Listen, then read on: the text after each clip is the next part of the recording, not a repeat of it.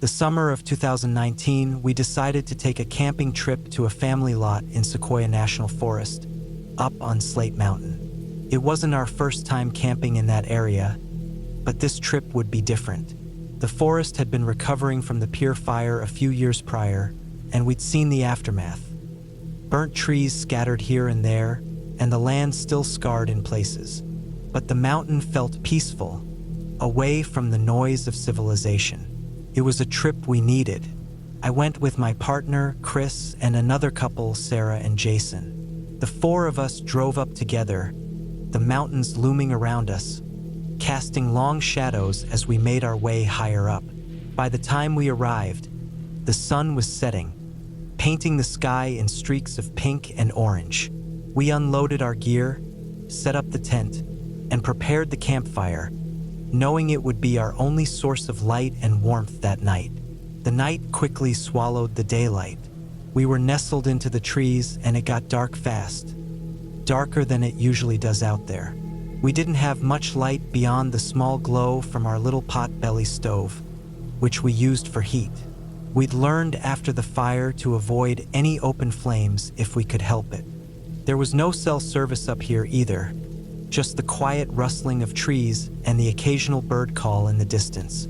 It was around 10:30 p.m. when we were all just sitting around the fire, talking and relaxing. My two dogs, Diesel and Rocky, were with me, curled up under a sleeping bag at my feet.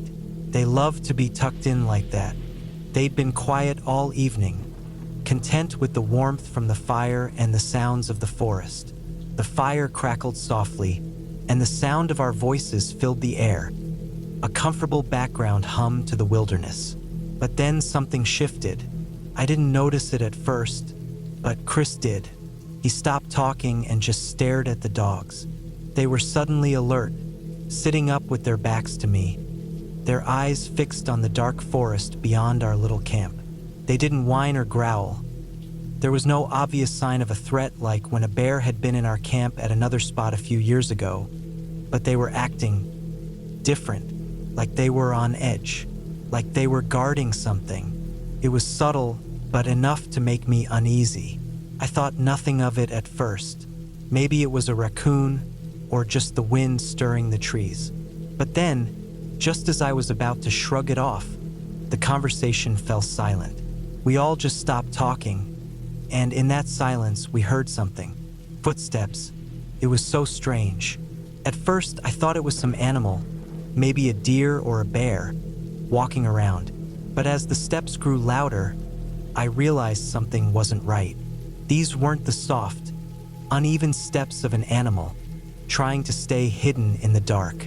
No, these were quick, distinct footsteps, like someone walking up the steep mountain slope just behind us.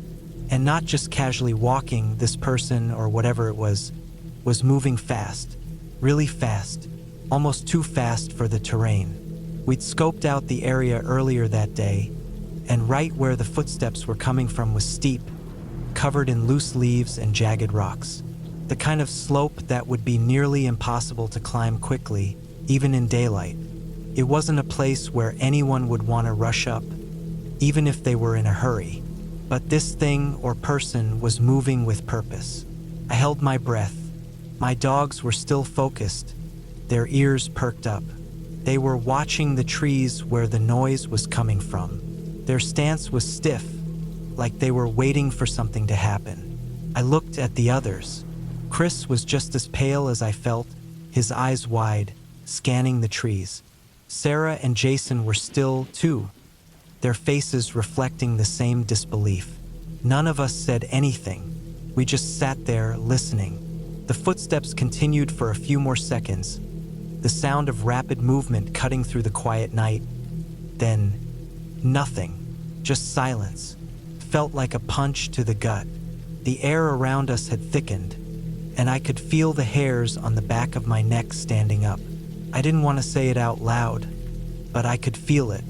Something wasn't right. The quiet was too still, the night too heavy. We made the decision quickly.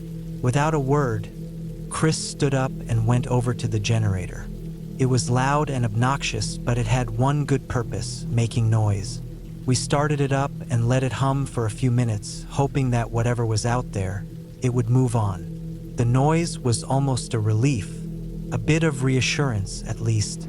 It felt safer with the hum in the air, a barrier between us and whatever was lurking in the dark. But even as the generator roared, the discomfort didn't fade. I kept glancing at the trees, half expecting someone to step out from the shadows. But nothing came. No more footsteps. The dogs slowly relaxed again, though they stayed alert. Diesel had his head up now, ears back, but no longer in that stiff, defensive posture. I wasn't sure if I was relieved or still on edge.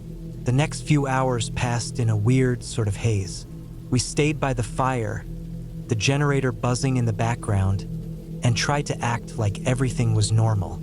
But the silence of the forest pressed down on us. I couldn't shake the feeling that something was out there, something watching, listening. I kept looking toward the slope, the place where we'd heard those footsteps, but the darkness swallowed it whole. Nothing moved. Eventually, we went to bed, but I didn't sleep much. I kept hearing things in the distance, cracks in the trees, the rustle of leaves, and every time I heard it, my heart would skip.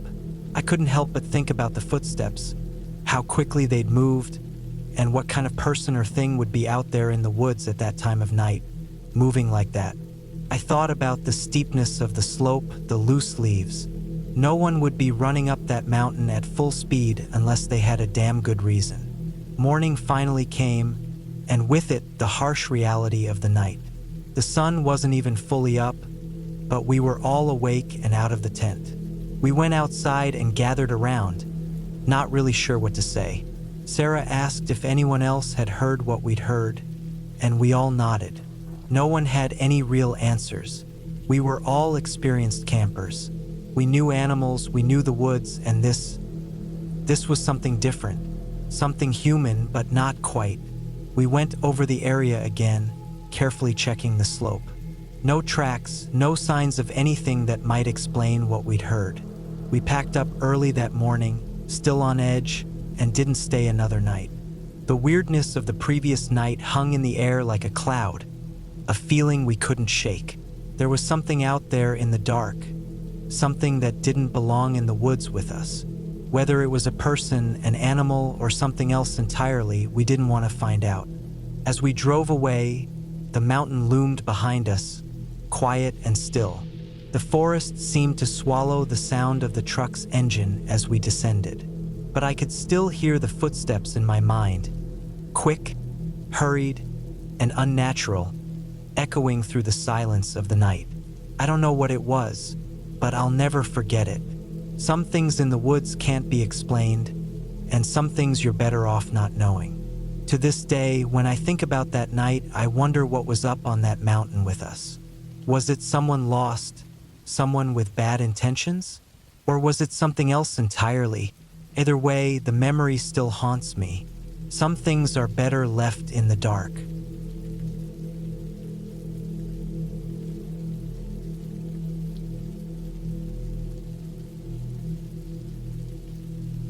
I had been looking forward to this solo camping trip for months. It was the perfect escape from the city. Just me, my tent, and the vast, empty wilderness surrounding me. I'd driven all the way out to the Black Hills in Wyoming, near a quiet stretch of land close to the towering peaks of Devil's Tower. It was late spring, and the evenings were still a little chilly, but the air felt fresh and clean, far away from the smog and noise of town life.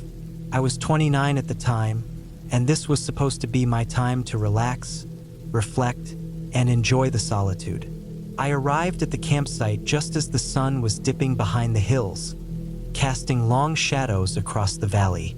There were a few campers already set up in the area, but the site I chose was far enough away from everyone that I felt like I had the place to myself. I quickly set up my tent and gathered some dry wood for the campfire. There wasn't much of a breeze, and the quiet was only broken by the sounds of the wind through the trees and the occasional bird call. I had planned to eat a simple meal and maybe read a bit before turning in early. I wanted to enjoy the peace while I could. knowing that tomorrow would be a busy hike up to the tower itself. As the sky darkened, the stars began to appear. The whole scene felt almost surreal, the kind of night that makes you feel small in the face of nature. But just as I settled into my camping chair, trying to soak it all in, I heard the unmistakable roar of engines approaching. At first, I thought it was some kind of off-road vehicle, but as the sound grew louder, I realized there were more than one. Then, to my horror, I saw the headlights. 3 strange-looking cars, each with 3 wheels, rolled into the campsite area. They weren't regular cars or even ATVs. These were some bizarre, souped-up, 3-wheeled machines with loud, obnoxious engines that sounded like they were barely held together. They pulled up right next to my camp. My stomach sank when I realized that these were not the kind of people who came out to enjoy the serenity of nature. The drivers, at least 3 of them, were shouting and laughing loudly as they began unloading the cars, stumbling over each other and their equipment. I tried to ignore them at first, thinking they might set up quickly and go to bed just like most campers did. But no, these people were different. They were drunk before they even finished unpacking their gear. I could smell the alcohol in the air from where I sat. The smell of cheap beer and something stronger clung to the evening air. I shifted in my chair, trying to make myself as small and unnoticed as possible, hoping they wouldn't take the hint and get loud in front of my tent. But no luck. They weren't just loud. They were obnoxious. One of them started a fire right next to their camp, and soon the flames were crackling and popping, followed by more laughter and shouting. I could barely hear my own thoughts, let alone think about falling asleep. The last thing I wanted was to get involved in whatever nonsense these people were up to, but with them so close, it was almost impossible to ignore.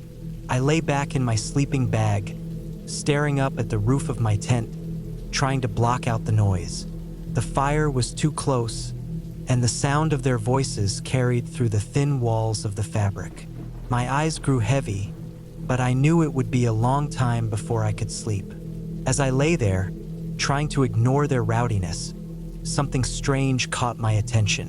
One of the men, a big guy with a thick beard, had pulled out a small revolver from his jacket and was pointing it at the fire. At first, I thought he was just showing it off, maybe messing around. But then, with a sudden crack, the gun went off. The shot echoed through the quiet night, and I jumped up, my heart pounding. I lay there for a moment, trying to make sense of what had just happened. Was it a stray shot? Was he trying to shoot at something in the fire? It wasn't until a few seconds later that I realized what had happened. They had thrown a bullet into the fire. My breath caught in my throat as I sat up in my tent, panic crawling up my spine. I didn't know if these idiots were shooting up into the sky, firing random shots for fun, or if they had gotten so drunk that a full-blown gunfight had broken out. My mind raced as I pictured the worst-case scenario. Were they going to start firing wildly at each other? Was someone going to get hurt? I glanced around, trying to figure out what to do, but there was nowhere to run. My campsite was too close to theirs, and there was nowhere to hide. The sound of their laughter continued, but I noticed something different. It wasn't as loud now. The reality of what had just happened seemed to sink in. They had fired a gun right next to me, and I had no idea if they even knew how dangerous it was. Part of me wanted to shout at them to demand they stop, but I knew better. If they were this reckless, it would only escalate things. I stayed as quiet as possible, holding my breath, listening for any signs of trouble. The crackling fire was the only sound, but my ears strained, hoping I wouldn't hear another gunshot. I stayed still, hoping they would just go to bed and leave me alone. Minutes passed like hours. I still couldn't shake the image of that gunshot ringing out into the dark. What if they decided to start shooting at anything that moved? What if they'd been drinking so much that they didn't care who they hit? I finally reached for my phone, quietly turning it on and checking the time. It was nearly 11 p.m. I should have been asleep hours ago, but now I couldn't even close my eyes. I thought about packing up and leaving, but the thought of driving through the night in the dark, alone, didn't seem much safer than staying where I was. Plus, I had no idea where the nearest town was. I didn't want to risk running into even more people like these guys, so I decided to stay put. The next couple of hours were an uneasy blur. I kept hearing the occasional burst of laughter or shouting, but things seemed to calm down. The fire eventually died down too, leaving only the faint orange glow of embers. Still, the fear in my chest didn't ease. By the time the noise had finally stopped, I was so tense that I couldn't fall asleep. I kept expecting to hear another shot, or maybe worse, someone coming over to my tent, looking for trouble. But nothing happened. Eventually, exhaustion overtook me, and I drifted off into an uneasy sleep, my mind racing with thoughts of what could have happened. When I woke up the next morning, everything was eerily quiet. The camp next to me was empty, the fire cold, and all that remained were scattered beer cans and trash strewn across the ground. I packed up my campsite quickly, still on edge. As I drove away from the area, I could see the remnants of the fire in my rearview mirror. The whole night felt like a bad dream, and I couldn't shake the feeling that I'd barely made it out of something much worse. Looking back, I still can't believe how quickly things could have gone wrong. Those people were drunk and reckless, and I was lucky that it didn't turn into something more dangerous.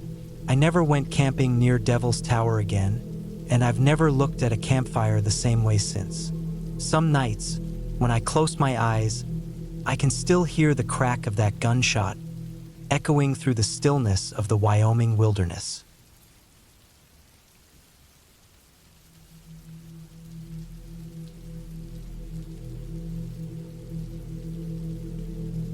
It was the summer of 2013 when I decided to spend a weekend camping alone in the Allegheny National Forest.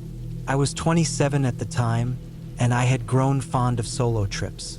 There was something about being completely isolated from the world, surrounded only by trees and the sounds of nature, that felt both freeing and grounding. That weekend, I picked a spot near Minister Creek. The area wasn't too crowded, but it was still close enough to other campsites that I felt a little safer. The first night went smoothly. I had a small fire going, cooked some canned chili, and sat under the stars for hours. It was peaceful and I felt at ease. By the time I crawled into my sleeping bag, the forest was alive with sounds. The chirping of crickets, the rustling of leaves, and the occasional distant hoot of an owl created a calming symphony. I drifted off quickly. The next day was uneventful. I spent most of the morning hiking along the nearby trails, enjoying the views of the creek and the dense forest. By evening, I was back at my campsite, cooking another simple meal and enjoying the solitude. Night came quickly, and I settled into my tent early, reading a book by flashlight until my eyes grew heavy. It was around 2 a.m. when I woke up.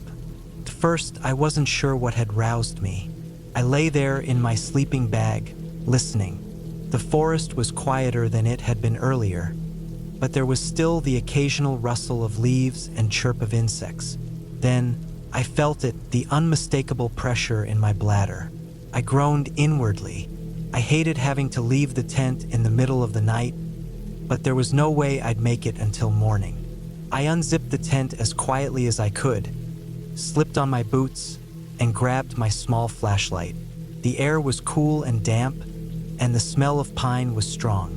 I walked a short distance from my campsite, making sure I was far enough away from my tent to avoid any unpleasant smells later. The darkness was thick, and the beam of my flashlight seemed to barely cut through it.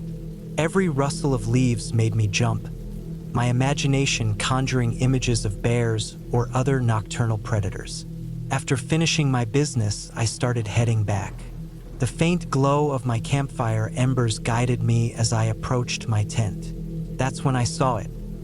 A skunk, just a few feet from the tent, rummaging through the small pile of trash I had stupidly left out. My heart sank. I cursed myself for not hanging the trash in a tree or securing it better. I froze, unsure of what to do. The skunk hadn't noticed me yet, so I stood still, hoping it would move along. Instead, it stopped rummaging, lifted its head, and locked eyes with me. My heart raced as the skunk took a step toward me. It wasn't aggressive, but it was curious and probably hungry. I could feel the adrenaline kicking in as the skunk began to slowly creep in my direction. Panicked, the thought of being sprayed was unbearable. I bolted toward my tent, diving headfirst inside and twisting around to zip it shut. My hands fumbled with the zipper as I glanced over my shoulder. The skunk was no longer creeping. It was running full speed straight at the tent. My panic surged as I yanked on the zipper, but it got stuck halfway.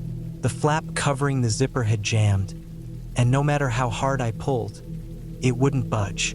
I was in full-blown survival mode, my mind racing like a horror movie scene. It reminded me of that part in Jurassic Park when the girl is trying to shut the cabinet door with the raptor charging at her. Except this wasn't a raptor, it was a skunk, and it was just as terrifying in that moment. The skunk was almost at the tent now, and I could see its beady little eyes in the dim light of my flashlight, which had rolled to the ground outside. With one final desperate yank, the zipper gave way. I pulled it shut just as the skunk reached the tent. I could hear it scratching and sniffing at the fabric, circling the tent as if looking for another way in. My chest heaved as I sat there, gripping the zipper tightly. The sound of its claws against the thin material was unnerving, and I prayed it wouldn't spray out of frustration. For what felt like an eternity, the skunk lingered. It scratched, sniffed, and occasionally let out a soft huff. I stayed as still and quiet as possible, my ears straining for any sound that might indicate it was leaving. Finally, after what must have been 20 minutes, the noises stopped. I didn't dare move for another hour, too scared that it might still be lurking outside. When I finally worked up the courage to peek out, the skunk was gone. My trash had been thoroughly ransacked, scattered all around the campsite. The zipper on my tent had a decent-sized tear where I had yanked it too hard, but at least I hadn't been sprayed. I didn't sleep the rest of the night. Every little sound outside made me jump, my mind picturing the skunk returning or, worse, attracting larger animals. By morning, I packed up my gear in record time. The tent went straight into the trash bag. There was no salvaging it with the tear and the memories of that night. As I drove away from the campsite, I couldn't help but laugh at the absurdity of it all. But even now, I can't shake the memory of those beady eyes and the sheer terror of that little creature charging at me. Camping hasn't felt quite the same since.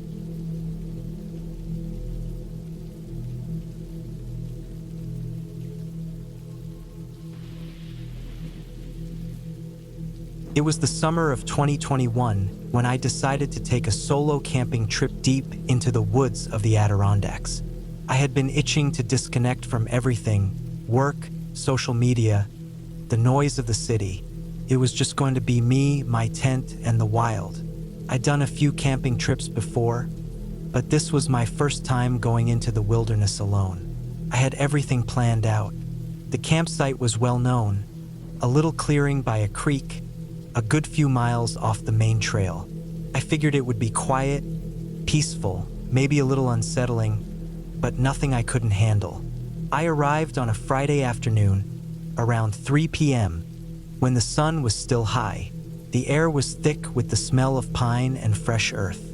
I hiked up to the site, my pack weighing me down, but the hike wasn't difficult. The path was well-trodden, and the forest was alive with the hum of cicadas and birds overhead.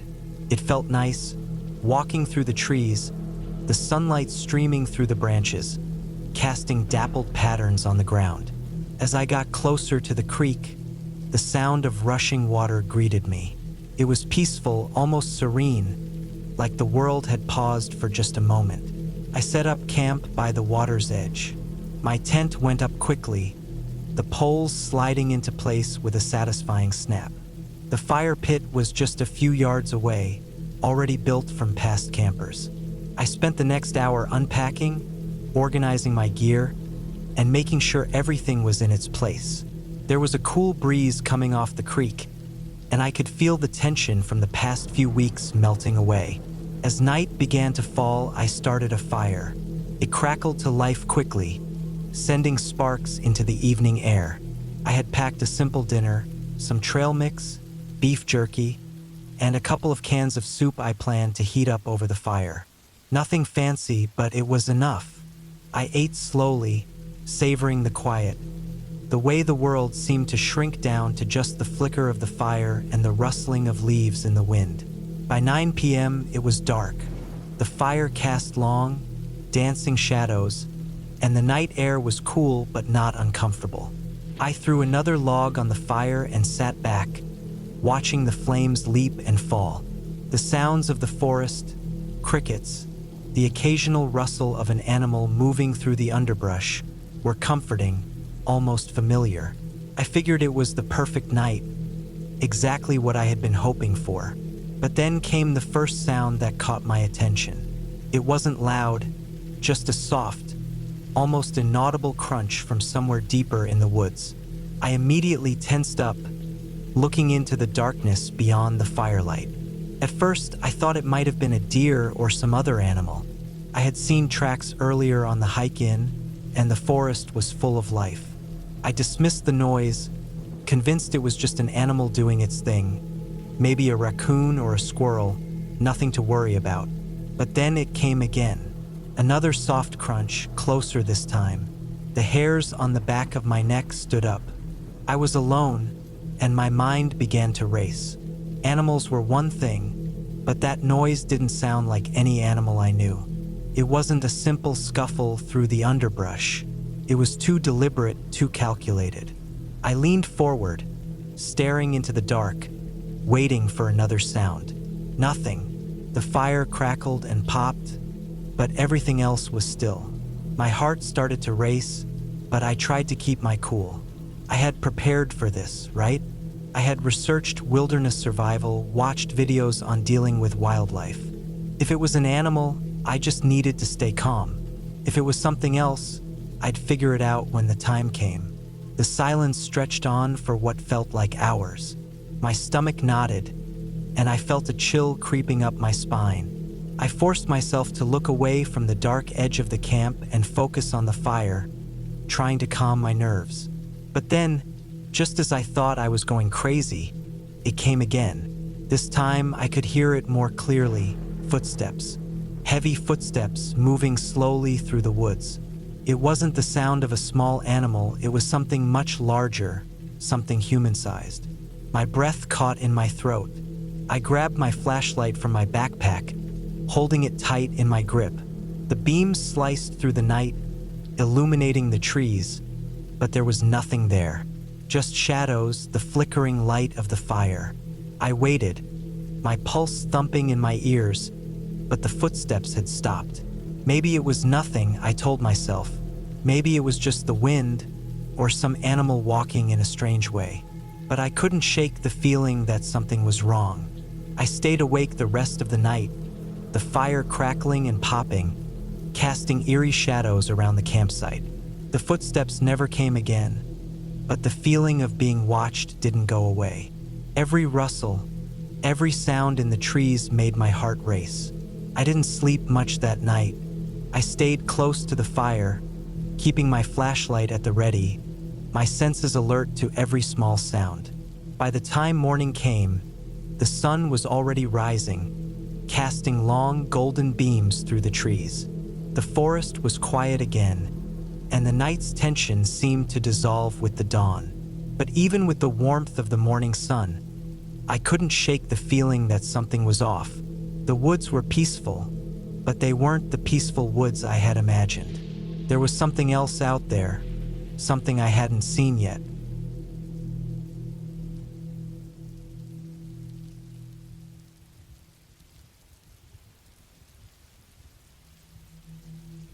The rain hadn't let up for hours.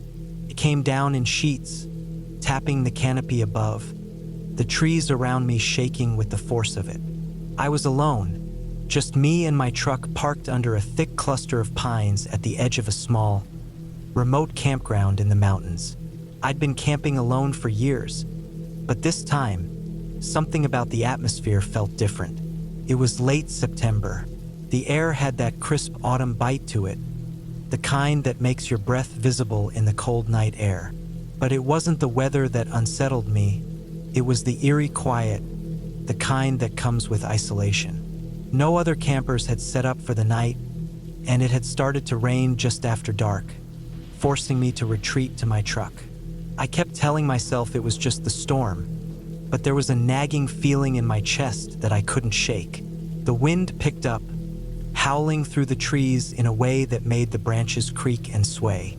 I sat in the front seat of the truck, watching the rain splatter against the windshield, wishing for some distraction. I opened the window a crack, letting in the damp, earthy scent of the forest, hoping it would help calm my nerves.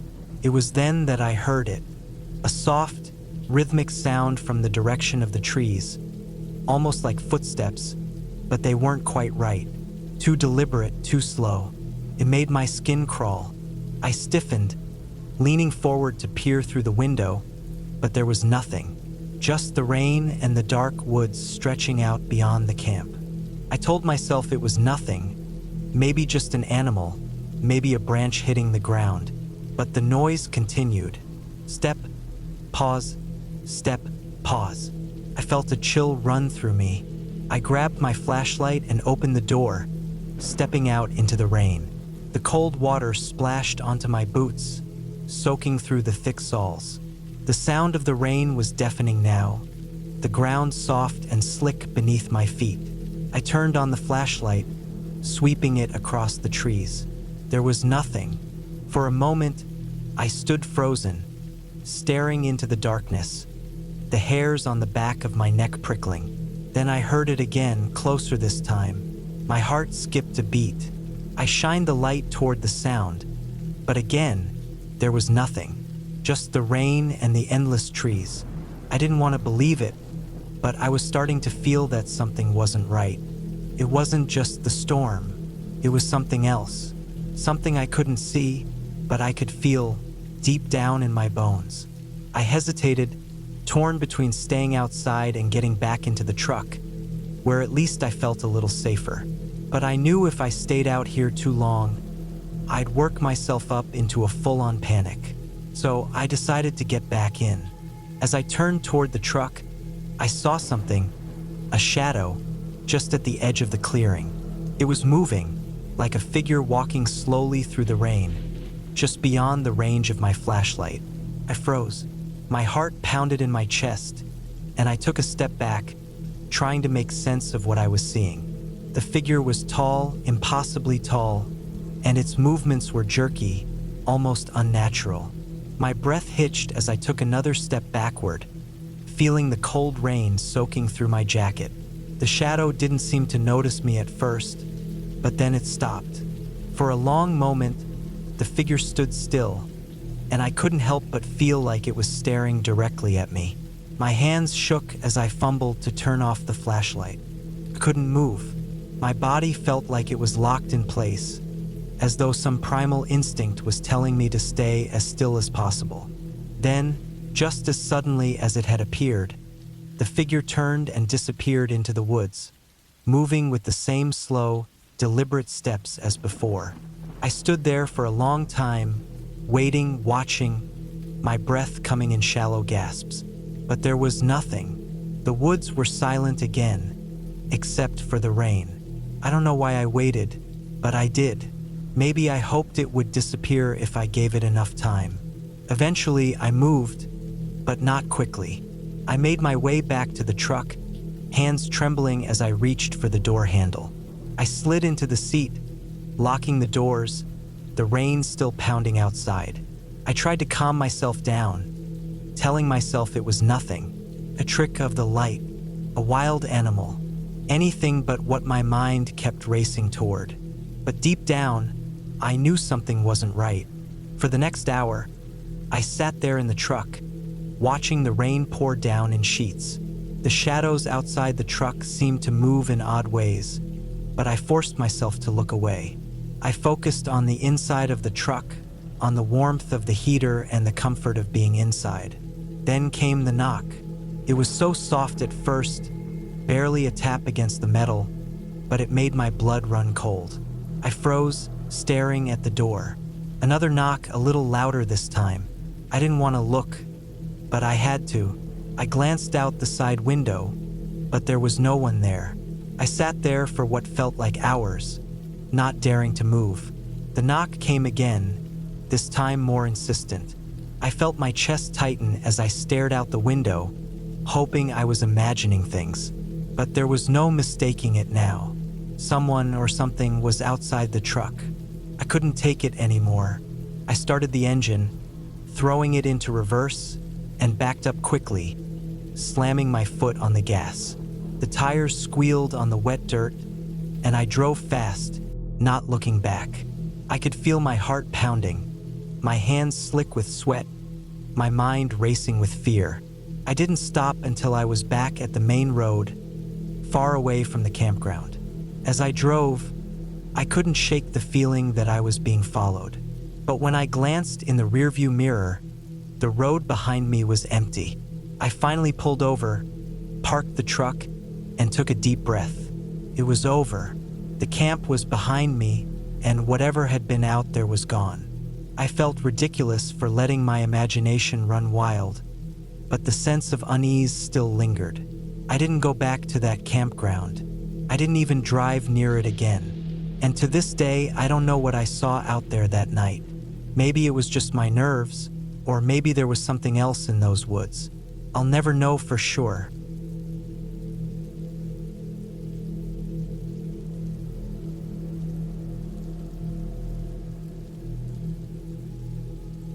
I had always loved camping.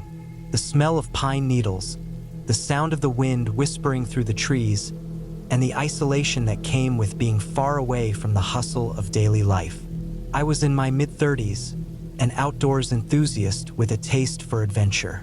It was the summer of 2022 when I decided to go on a solo trip to the northern part of Wyoming, deep into the Shoshone National Forest. My plan was simple: pitch my tent, spend a couple of days alone in the wilderness, and clear my mind. The forest was remote, with only a few scattered hiking trails, some of which were barely more than faint markings in the dirt.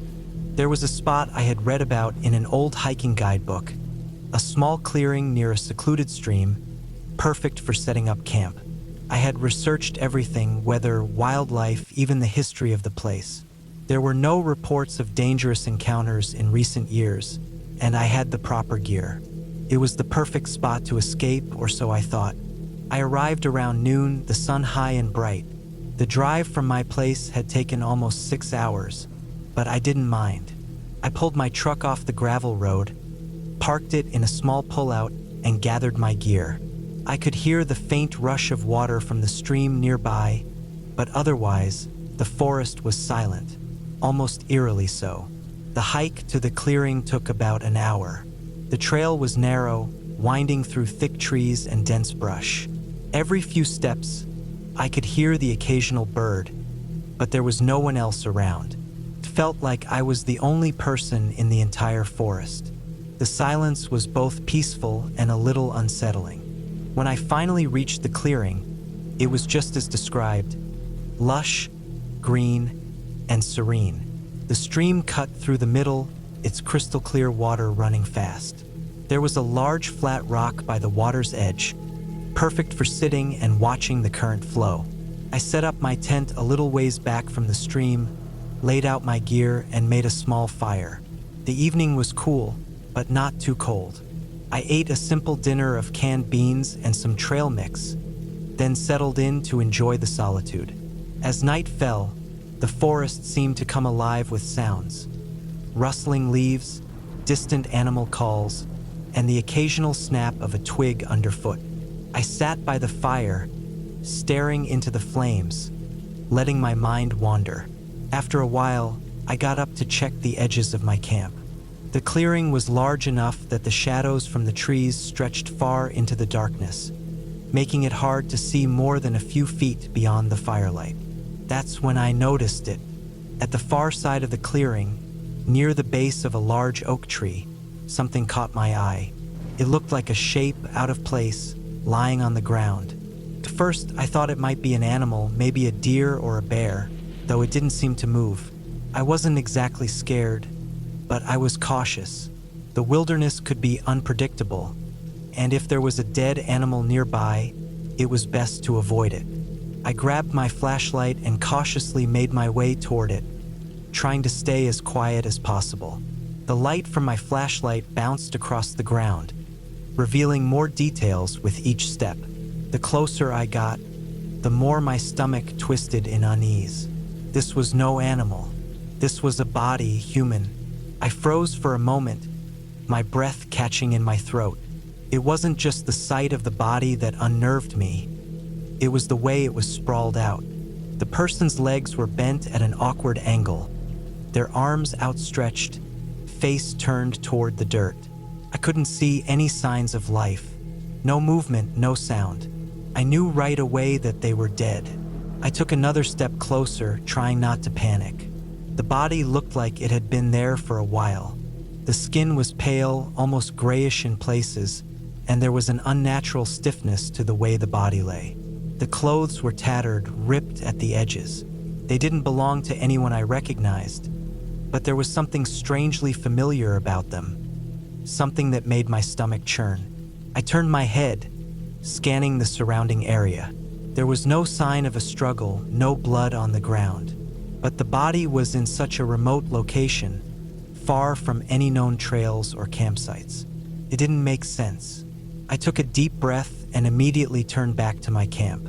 The sensible thing to do was call the authorities. I reached for my phone, but of course, there was no service out here. The reception in the forest was practically non-existent, and I had purposely left my satellite phone at home to avoid distractions. I paced around my camp for a moment, trying to calm myself down. The fire crackled softly in the background. The only sound was the gentle rustling of leaves. But my thoughts were a storm of confusion and fear. Why was there a body here? How had it gotten here? And who was it? I knew I couldn't stay. I had no idea what had happened to the person, but the longer I stayed, the more questions piled up in my mind. I needed help. I needed to get out of the forest, back to the road where I could get service and call for authorities. I packed up my things quickly, keeping an eye on the spot where the body lay. The silence in the forest felt heavier now, almost suffocating. My heart raced as I grabbed my gear and slung it over my shoulder. I had no idea how long the body had been there, but I didn't want to wait around and find out. I needed to get to safety. The hike back to the truck felt like it took hours. The path, which had seemed so familiar and easy just hours before, now felt treacherous. Every rustling noise made me jump. Every shadow in the corner of my eye seemed like it was watching me. I kept thinking about the body, about how I had stumbled upon something so awful, so real. My mind raced with all the scenarios. What if someone had placed the body there? What if the person wasn't dead and was just waiting for someone to come along? By the time I reached my truck, I was exhausted and terrified. I didn't look back at the forest as I threw my gear into the back of my truck and slammed the door. The engine roared to life, and I drove off, the headlights cutting through the darkness. But no matter how fast I drove, I couldn't shake the image of the body, the strange sense of unease that had taken over me. When I finally reached the nearest town, I went straight to the sheriff's office. The deputy on duty listened to my story, and after a few questions, he gave me a grim look. "Yeah, that area's been on our radar for a while," he said, taking notes. "There's been some strange stuff going on out there. We've had a few missing persons reports in the last couple of months, but nothing concrete. No one's been found yet." He said they would send a team out to investigate, but by then, I was already shaking. I knew what I had seen, and I knew something wasn't right. They never found the body. At least that's what they told me. A search team went out, but by the time they reached the spot where I had camped, there was nothing. No body, no evidence, just an empty clearing. I can't help but wonder if I imagined it, or if something far darker was at play. But every time I think back to that night, the memory is so vivid. The body, the strange feeling that I wasn't alone. Maybe I'll never know the truth. Maybe it's better that way. But one thing's for sure, I've never gone camping in that part of the forest again.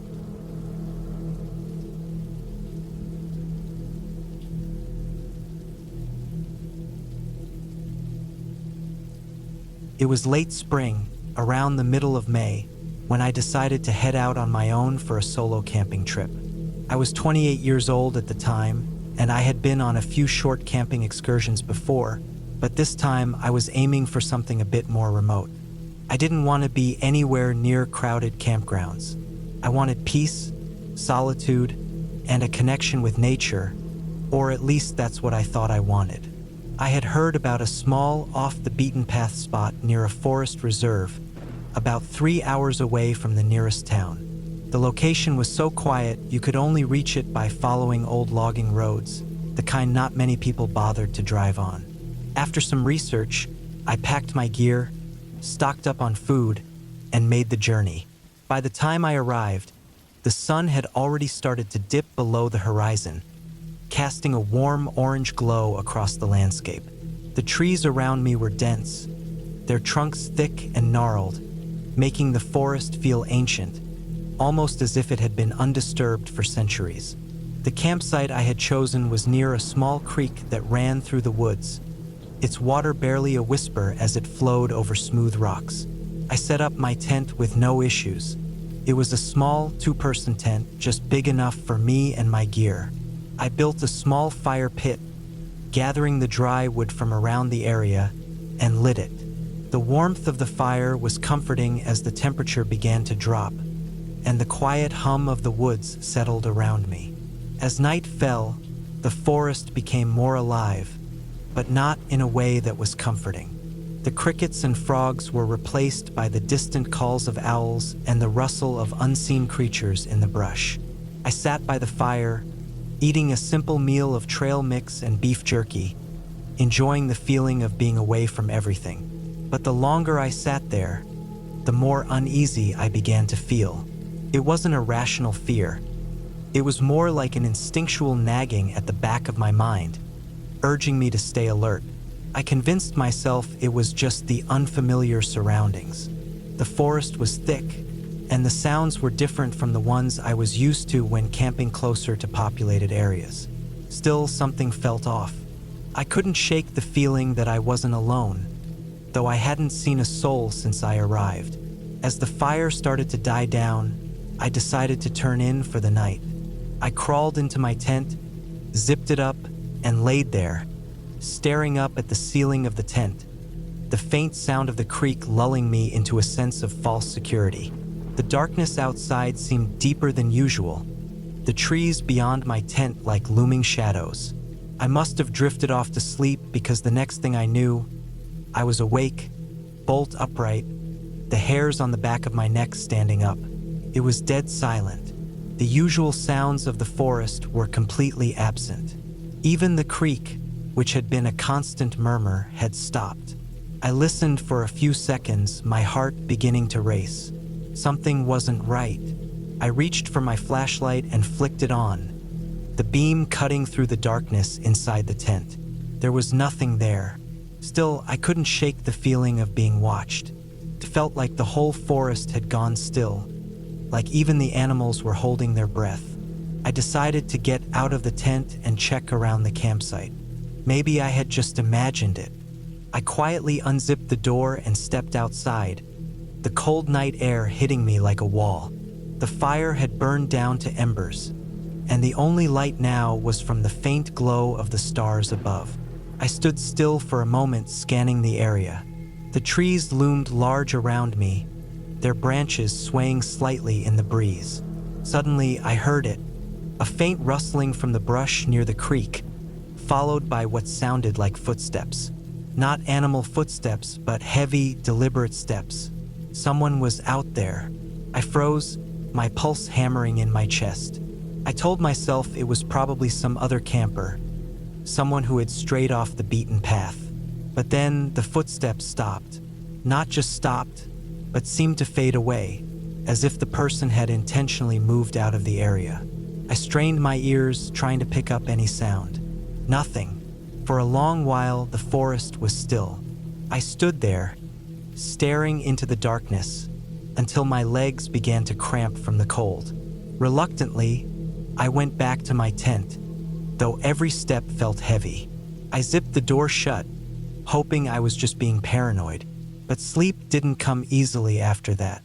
I lay wide awake, listening to every tiny noise, every creak and crack in the woods. It felt like the darkness outside was pressing in on me, and I couldn't shake the image of those footsteps moving away. It was like someone had been deliberately avoiding being seen, but still they were there. At some point in the night, I must have finally fallen asleep. The next thing I knew, the sun was creeping in through the edges of the tent. I awoke with a start, my mind foggy from lack of rest. The camp was quiet, the usual morning birds chirping in the distance.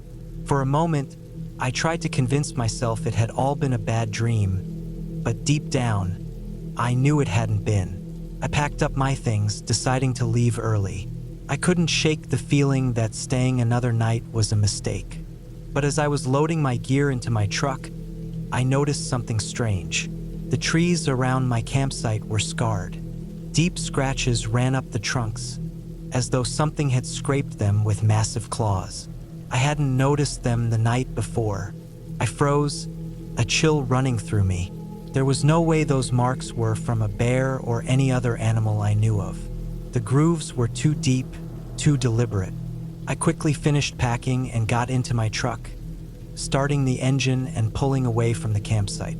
As I drove down the winding road back to the main highway, I couldn't help but glance in the rearview mirror. The road behind me stretched out in the shadow of the forest, but all I could think about was that feeling. The one that hadn't left me the entire time I was there. The feeling of being watched, of being hunted. It wasn't until I made it back to the nearest town and was grabbing some lunch at a small diner that I overheard something that made my blood run cold. Two older men were sitting at a booth nearby, talking in low voices. Heard there was someone out there again. The woods are getting strange, like something's been moving in. I didn't catch the rest of the conversation, but I didn't need to. I already knew. Whatever had been in those woods that night was no accidental wanderer. It had been waiting, watching, and following me, and I had barely escaped with my life.